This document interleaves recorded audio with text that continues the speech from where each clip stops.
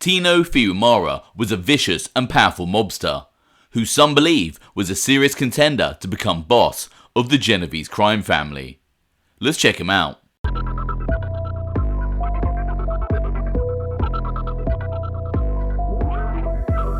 Welcome to OC Shorts, bringing you detailed historical snapshots of the American Mafia and other organised crime. Feel free to subscribe if you like that sort of thing. Today, we're going to take a quick look at mobster Tino Fiumara, who some believe was a contender to become boss of the Genovese crime family. Tino Fiumara was born in 1941 in New Jersey. He began working for organised crime in his teens as a leg breaker in Newark's Down Neck section. In 1961, the young Fiumara's violent ways landed him in prison. As one newspaper reported, this tutelage was punctuated in 1961 when Fiumara was convicted of atrocious assault. He served 17 months. Some sources state that in the 1960s, Fiumara worked as an associate for Genovese family powerhouse Ricci the Boot Boyardo. However, other sources, including mob historian Scott Ricci, indicate that Fiumara started off as an associate of the Angelo Bruno crime family, which had a power base in Philadelphia, as well as operating in parts of New Jersey. Specifically, Tino Fiumara was close with Bruno crime family mobster Louie Luciano, who is often referred to as one of the right-hand men of Antonio Tony Bananas Caponigro, who at the time was a powerful captain in the Philadelphia mob. In the 1960s, Tino Fiumara gained a reputation as a vicious killer. Reports state that he murdered one victim by strangling him with a piano wire. Fiumara is also suspected of being the killer of the Colucci brothers. As mob historian Scott Ricci states, so in Newark in 1967, there was some issues at the port of New Jersey regarding the Longshoremen's Union, and Tino Fiumara was up and coming at that time in Newark, and he was very involved in the ports already. And there were a couple brothers who were involved, the Colucci brothers, Nicholas and Pasquale. And one night in 1967 in Club 309, which was a bar in Newark that was owned by Tony Bananas Caponigro, the Colucci brothers and another gentleman, Pete Martello, were shot and killed. And although he was never charged for that murder originally, it later came out through informants that Tino Fiumara was responsible for the murder of those three men. So that was one of those murders early on that kind of starts his rise. You know, he was 26 at the time, so he was still young and up and coming through the family. Fiumara's fearsome reputation was cemented with the murder of Robert Bobby Harris. On Saturday the 29th of March 1969, the decomposing body of 49-year-old Robert Harris was found wrapped in a blanket and dumped in a landfill situated in Kearny, New Jersey. Robert Bobby Harris was a black civic leader in the community and suspected by the police of running a large bookmaking business that catered mostly to African American numbers players in Bergen, Essex and Passaic counties.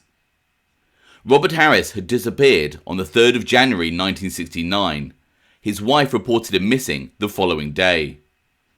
One newspaper reported the discovery of Harris's corpse.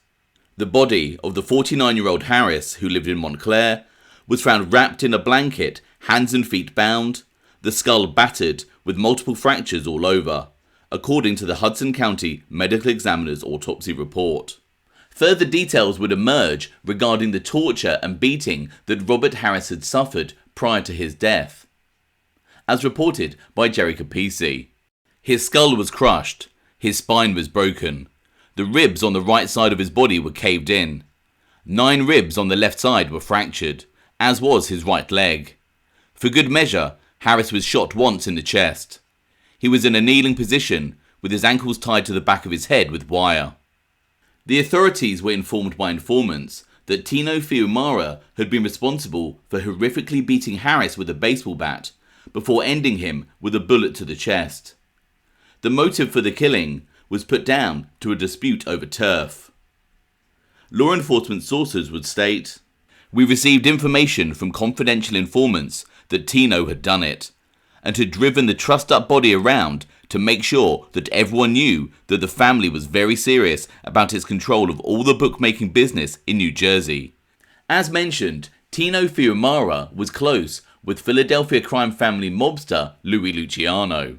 However, in 1971, Louie Luciano was murdered after encroaching on the gambling operations of the Campisi mob. The Campisis were predominantly made up of brothers and cousins, and at the time weren't affiliated officially with any of the Cosa Nostra families. In addition, there was a rumour that Dominic Louie Luciano had had an affair with the wife of Tommy Campisi. Louie Luciano was a made man, and so permission would have been sought to authorise his killing. As Scott Ricci writes in his excellent book, Garden State Gangland, the Luciano murder angered one of his protégés, Tino Fiumara. Tino was from Down Neck and started as a Bruno guy with Louie Luciano. When Luciano was killed, Tino knew that the order had to come from above.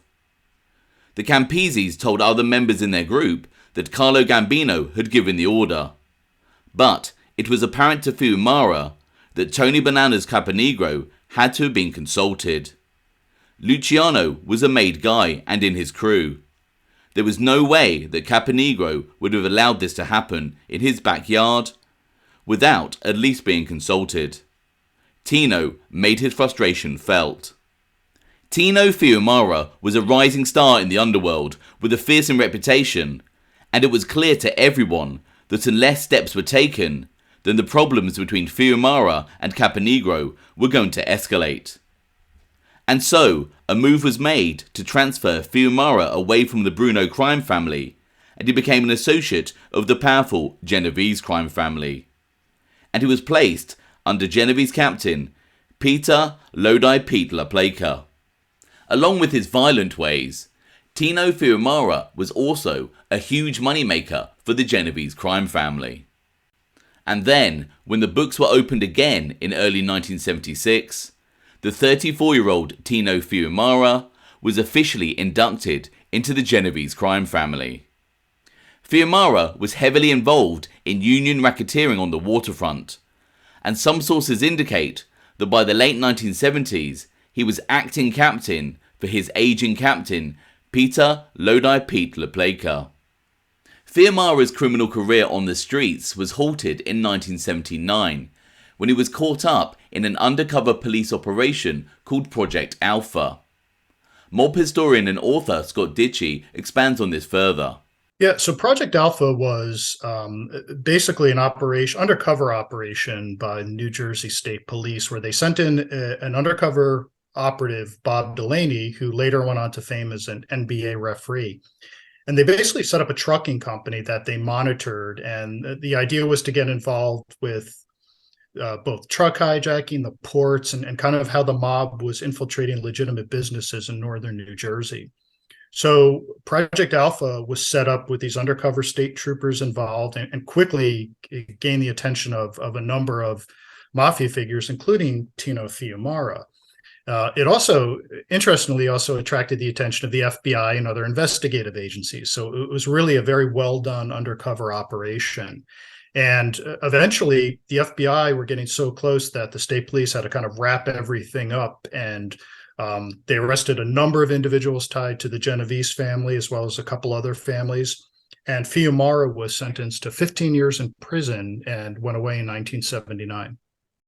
Bob Delaney, the undercover police officer in Project Alpha, would say of Tino Fiumara, "But none of the mobsters I dealt with inspired more fear than Tino Fiumara." Unlike the somewhat older DeGilio, Tino, in his late 30s, was a young mob leader on the rise, a crew boss who reported directly to Peter LaPlaca, his capo in the Genovese crime family. Tino had thin black hair, leading man looks, and a reputation for being particularly vicious. Waterfront shipping executives were terrified of him, and many of the wise guys lower down the Genovese ladder were scared to refer to him by his real name, instead simply calling him T, or the good-looking guy. Whenever I saw Tino, his cold, dark eyes made me think of a shark. He was a polished and formal man who was very much into the old-style mob traditions, beginning with the kissing on the cheek. To Tino, the custom wasn't about mimicking a hit movie, it was a significant gesture of acceptance.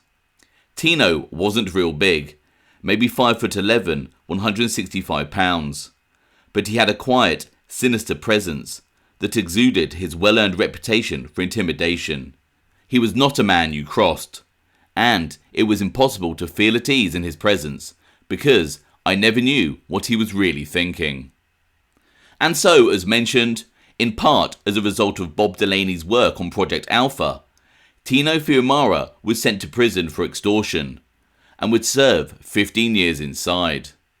While Tino Fiumara was in prison, one of his Genovese Crime Family waterfront mob colleagues was murdered in 1988. John DeGilio was a Genovese Crime Family mobster who was a growing power on the docks and was seen as a rival to Tino Fiumara. As Scott Ditchy states, so with Fiumara away in prison, John DeGilio became one of the more powerful Genovese family members in New Jersey. And there was always kind of a rivalry between them.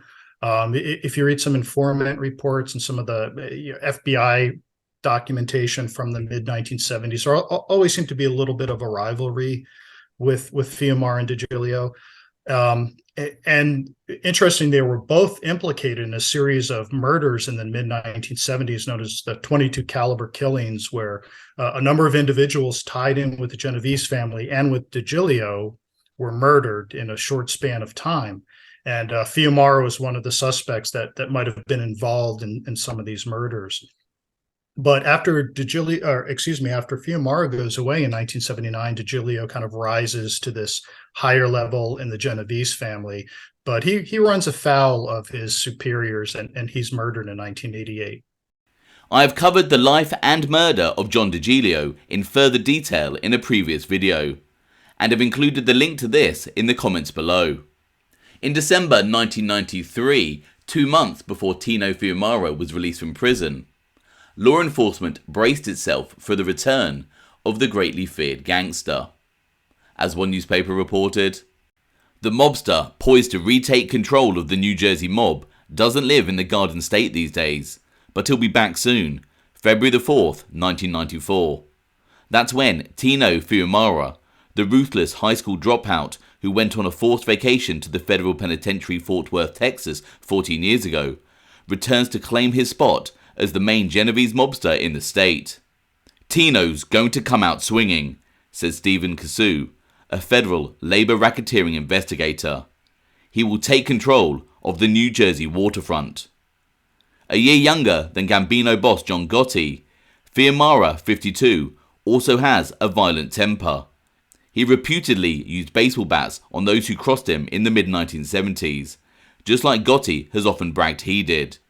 But unlike Gotti, Fiumara, also known as T and the good-looking guy, combines violence with sophistication in labor rackets. Tino Fiumara was released from prison in 1994 and, as predicted, returned as one of the most powerful mobsters in New Jersey. He also became more low-key. Scott Ditchy expands on this further. So Fiumara is released from prison in 1994 from the Project Alpha sentence. And when he gets out, he becomes a little bit more wary of investigators. He gets back involved with the Longshoremen's Association and starts working through intermediaries. The FBI talk about he would drive the wrong way down a one-way street. He would hide in a trunk to avoid detection. There was a quote by an FBI agent in the New York Times that said that Fiumara ran some of the most sophisticated anti-surveillance operations he's ever seen from an organized crime figure. But still, that wasn't enough. And in 1999, he was caught meeting with some other mobsters in violation of his parole and sent back to prison. Fiumara was released from prison in 2003 after his parole violation, and he remained the dominant mob figure in New Jersey, but insulated himself by moving to Long Island and issuing his orders through an individual called Stephen DePiro. As Scott Ditchy discusses, when Fiumara moved to Long Island, he kind of started working with an intermediary Stephen the Beach DePiro, and that DePiro became kind of the conduit between the rest of the Genovese family and Fiumara. So again, he tried to keep his distance. He tried to be as averse to surveillance as he could be, and that's part of the reason I think that he moved to Long Island. So he's kind of out of the eye of New Jersey state police and what was going on in New Jersey at the time. In 2005, it is believed that Tino Fiumara ordered the murder of Genovese mobster and alleged acting captain Lawrence Ricci. As one newspaper reported, federal prosecutors named a powerful Genovese family gangster as the prime suspect in the gangland rubout of a fellow capo who was killed while on trial in Brooklyn. Reputed capo Tino Fiumara is a target in the investigation of the murder of Lawrence Ricci, who disappeared October 7, 2005, in the middle of his waterfront racketeering trial. Assistant US Attorney Jacqueline Rasulo and Jack Dennehy disclosed in court papers this week. Authorities say Fiumara, 67, runs the Genovese faction in New Jersey, including its illicit stake in the waterfront. Ricci reported to him at the time he was killed. Ricci was killed for going on trial with two officials of the International Longshoremen's Association, sources said. They wanted him to plead guilty, a source said. They didn't want him sitting at the table with the union guys. It didn't look good. The shooter in the Lawrence Ricci murder is believed to have been longtime Fiumara friend Mikey Scars Coppola. Coppola was actually on the run from law enforcement at the time of the Ricci murder, after the feds linked him with the 1977 murder of Johnny Coca-Cola Lardiere. In total, Coppola was on the lam from the FBI for 11 years. I cover both the Lawrence Ricci murder and the killing of Johnny Coca-Cola in more detail in previous videos. The links for these are below. In around 2005, it is said that the highly respected Tino Fiumara was elevated to be part of the Genovese Crime Family's ruling panel, which controlled the day-to-day running of the powerful crime family. Tino Fiumara would die of cancer in 2010, but there are many mob commentators who feel that if he hadn't become ill or had legal problems, then he was a candidate to take over as the official boss of the crime family. As Scott Ditchy discusses. Yeah, so Fiumara was released from prison in the early 2000s from his parole violation, and he moved to Long Island. And it was at this time that he was named by the FBI as being one of the members of this three-man acting leadership panel for the Genovese family. He certainly by that time had done the time in prison. He had the respect of a lot of the people in the Genovese family. He was a big earner, still heavily involved in a lot of the port activities with the Genovese family. And, I think might have actually been candidate for boss by himself. A couple things that kind of prevented that. Number one is the Genovese family have always, as a lot of your viewers know, the Genovese family's always been a little circumspect about who actually is the boss. So they have these kind of ruling panels, they have acting bosses, these figureheads. The other thing is that he was diagnosed with pancreatic cancer and died in 2010. So he really didn't have a lot of time on the outside.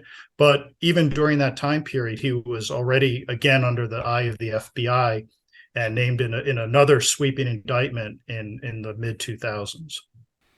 Another supporting point to the statement that Tino Fiumara was a contender to become boss was that he controlled the Genovese crime family's interests in New Jersey, which was a little discussed power base for the famous crime family.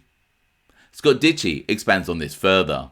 I don't think people realize how powerful the Genovese were in New Jersey and how Jersey-centric a lot of their operations were. So guys like Jerry Catena, Ricci the Boot, Tino Fiumara, Bobby Manna, John DiGilio, these were all Jersey-based guys. So even though Fiumara had the respect of the family and certainly was connected to the guys that were operating in New York, his real base of operations and his real kind of cast of characters that he hung out with, his associates, they were all New Jersey-based. So even in Long Island, through this conduit of Stephen the Beach, he was able to maintain that close connectivity with New Jersey. Throughout his criminal career, Tino Fiumara was a huge earner and greatly feared. He was a natural leader. Even in his younger days in the 60s, law enforcement stated that he could one day become boss. As one newspaper stated, "I never saw anybody like him," a Newark federal agent said in 1969. "This kid is going to run the show. He doesn't rule because he's smart or because he's got respect. He rules because people are terrified of him." For anyone interested in checking out some of Scott Ditchy's excellent books, I've included a link in the comments below. I hope you found that interesting. Thanks for watching.